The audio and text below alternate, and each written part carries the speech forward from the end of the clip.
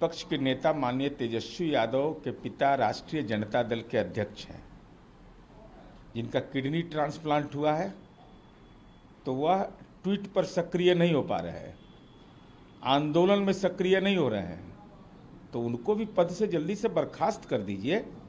एक अस्वस्थ आदमी राष्ट्रीय अध्यक्ष कैसे बना हुआ है? साथ ही साथ बिहार की जनता को नीतीश कुमार जी पर भरोसा है।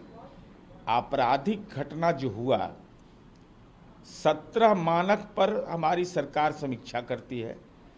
वो प्रेम प्रसंग का मामला हो, भूमि विवाद का मसला हो, जाति संघर्ष का मामला हो, वर्ग संघर्ष का, ऐसे 17 मानक है। अब कौन किस कारण से हुआ है, इसका भी उद्वेदन भी होता है और उसका अंतिम निष्कर्ष तक पहुंचाते हैं। लेकिन माननीय तेजस्वी यादव जी, आप किस पर सवाल खड़ा कर रहे हैं? 159 पुलिसकर्मी केवल लालू जी के खानदान की सुरक्षा में लगा हुआ है। 159। आपको 159 पुलिस की जरूरत क्या है पूरे परिवार को? जरा इसी को कृपा कर किसी पर जानकारी दे दीजिए।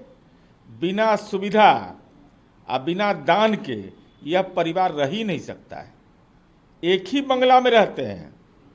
एक भाई को छोड़ दीजिए, उनको तो अलग कर दिया गया, किनारे कर दिया गया है, लेकिन इसके अलावा सब एक ही घर में रहते हैं। 159 पुलिसकर्मी केवल लालू जी के परिवार की सुरक्षा में लगा हुआ है। लिख के इन लोगों ने दिया होगा, अनुरोध किया होगा, तो सुविधा के लिए बेचैन हो जाते हैं। प्रशासन का विहित दायित्व होता है, चाहे कोई राज्य के अंदर नागरिक हो, उसकी सुरक्षा हमारी जिम्मेवारी है। जो घटना हुई है, उस घटना पर मुकम्मल कार्रवाई भी जब होता है तो तेजस्वी यादव आपका ट्वीट दिखना चाहिए, जो ट्वीट दिखता नहीं है। अगर ऐसा ही आपकी मंशा थी तो रितलाल यादव जब गिरफ्तारी हुई थी, उस समय भी ट्वीट करते कि कानून का इकबाल कायम है। हमारे दल के विधायक ने भी गड़बड़ी किया तो जेल गया।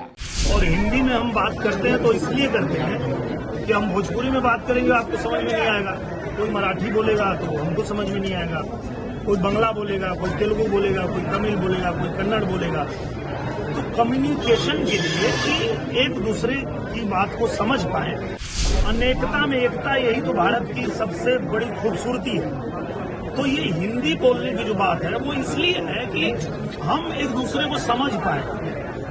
बाकी अगर कोई नहीं बोलना चाहता तो उसको जबरी थोड़े कोई बोलवाएगा। एक समय था जब बिहार से लोग जाते थे बच्चे परीक्षा देने, तो यही राज ठाकरे उनको मारता था, इनके गुंडे उनको मारते थे।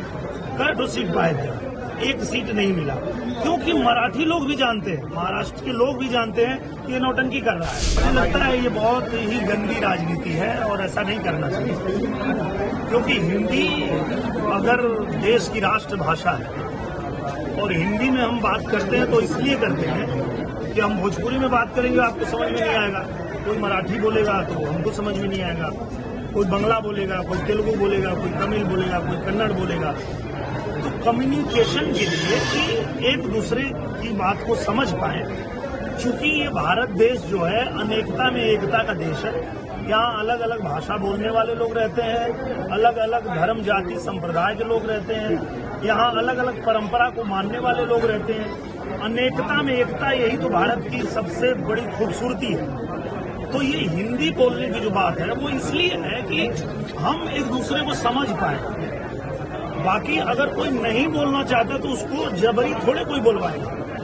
तो मुझे लगता है कि ये भाषा की, जाति की, ये सब घटिया राजनीति नहीं करनी चाहिए, देश को तोड़ने की कोशिश नहीं करनी चाहिए, अपने राज्य को कमजोर करने की कोशिश नहीं करनी चाहिए, बल्कि सबको एक साथ जोड़ के आगे बढ़ने का काम करना चाहिए। 20 साल बाद दोनों भाई एक हुए हैं, चुनाव है, सीट नहीं मिलेगा इन लोग को।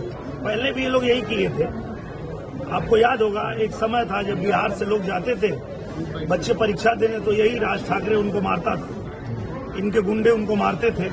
कई सीट पाए थे, एक सीट नहीं मिला, क्योंकि मराठी लोग भी जानते हैं, महाराष्ट्र के लोग भी जानते हैं कि ये नौटंकी कर रहा है, मनमानी कर रहा है। तो आप बताइए ना, जब चुनाव आयोग बुलाता है तब तो गंभीरता आप लोग दिखाते नहीं है। देखिए, ये एक ऐसा प्रोसेस है जिसको समय समय पर इसका पालन किया जाता है। अरे प्रभु, कतई वो भाषा विवाद पर एक साथ नहीं आए, अपनी खोई हुई जमीन को हासिल करने के लिए ये लोग एक साथ आए।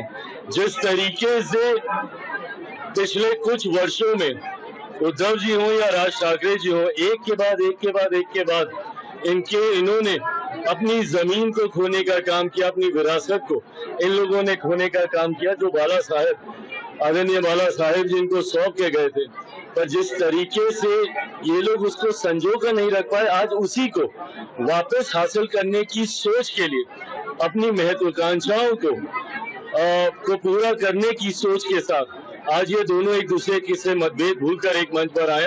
मुझे नहीं पता कि मनभेद दूर हुआ है कि नहीं, तस्वीरें साथ खिंचाई हैं और वो सिर्फ राजनीतिक लाभ के लिए हैं, जो देखने से लगता है। 9 तारीख को बिहार बंद का ऐलान किया गया है विपक्ष द्वारा, तो लगातार कहा जा रहा है कि चुनाव आयोग जो है मनमानी कर रहा है, वोटर लिस्ट में से लोगों की नाम काटने की भाई अगर मनमानी कर रहा है तो आप बताइए ना। जब चुनाव आयोग बुलाता है तब तो गंभीरता आप लोग दिखाते नहीं है, प्रूफ दिखाइए।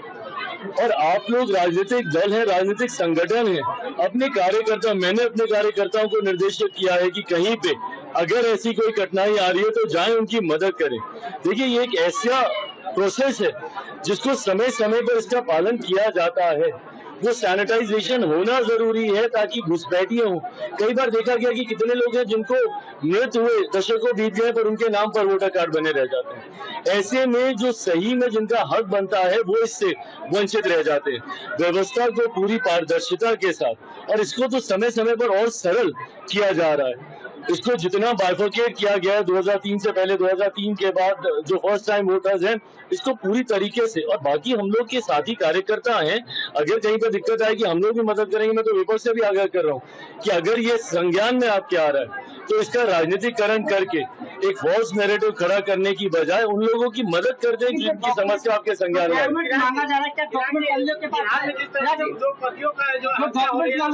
ये चिंता का विषय है।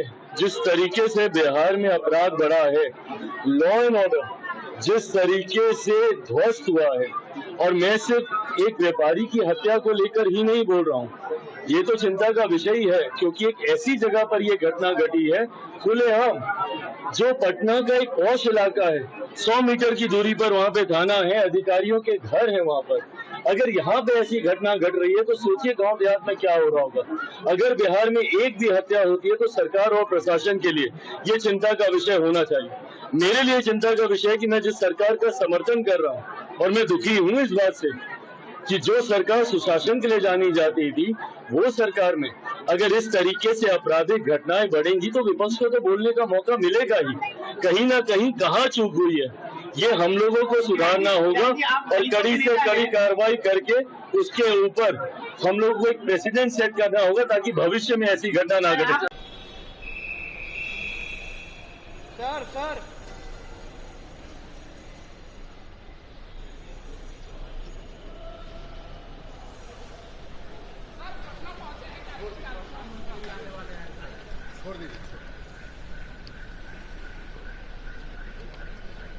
18 जुलाई को प्रधानमंत्री श्री नरेंद्र मोदी जी बिहार के मोतिहारी जिला में आ रहे हैं। प्रधानमंत्री जी का लगातार ये 53वां, जब से वो प्रधानमंत्री बने, 53 बार उनका बिहार के भूमि पर आने का ये कार्यक्रम बना है। और जब भी प्रधानमंत्री जी आते हैं तो कुछ न कुछ सौगात लेकर आते हैं। प्रधानमंत्री जी का आना जो है बिहार के लिए बहुत ही अच्छा है, विकसित बिहार के लिए अच्छा है, और बिहार के लिए वो पैकेज भी लेकर आएंगे। बंद का आह्वान किया गया है जिसमें राहुल गांधी शामिल होने के लिए दिल्ली से पटना पहुंच रहे हैं। देखिए है क्या बताता हूं, चुनाव आयोग का जो ये कार्यक्रम मतदाता प्रोडिक्शन का चल रहा है, आप पहले देखें। मैं विपक्ष के लोगों से भी अनुरोध करूंगा, हम लोग खुद भी देख रहे हैं जनता की क्या समस्या है, उससे हम लोग सब मिलके, पक्ष विपक्ष सब लोग मिल करके जनता की समस्या को दूर करेंगे, और जरूरत पड़ेगा तो सब साथ चुनाव आयोग से भी मिलेंगे। लेकिन जब तक सब कुछ अच्छा चल रहा है, किसी भी मतदाता को कोई दिक्कत नहीं हो रहा है, तब तक विरोध करना उचित नहीं है।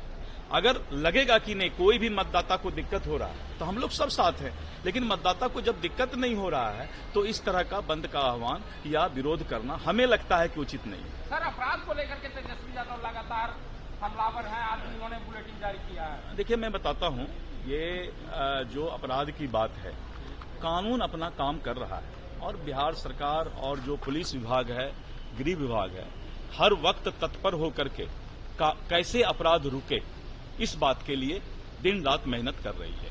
धन्यवाद। बिहार आ रहे क्या कुछ आराम से पहले आराम से हो जाए। हम रहेंगे। आप लोग एडजस्ट कीजिएगा तब ये अध्यक्ष जी बोलेंगे।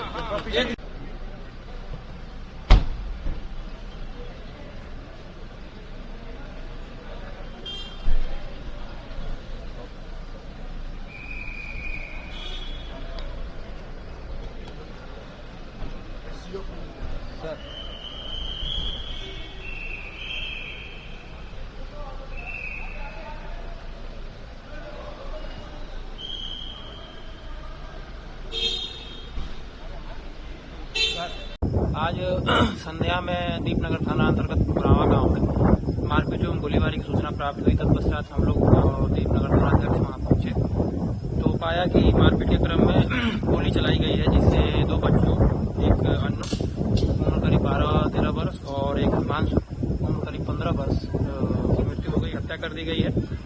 उसके आलोक में तुरंत हम लोगों ने त्वरित कार्रवाई करते हुए जो लोगों ने ये घटना की थी उसमें से नवलेश, आदेश समेत कुछ 7 लोगों को अभिरक्षा में लिया है। अभी हम लोगों ने 100 को अंत परीक्षण के लिए सदर अस्पताल लाया है। विधि व्यवस्था की स्थिति सामान्य है और सभी कार्रवाई की जा रही है।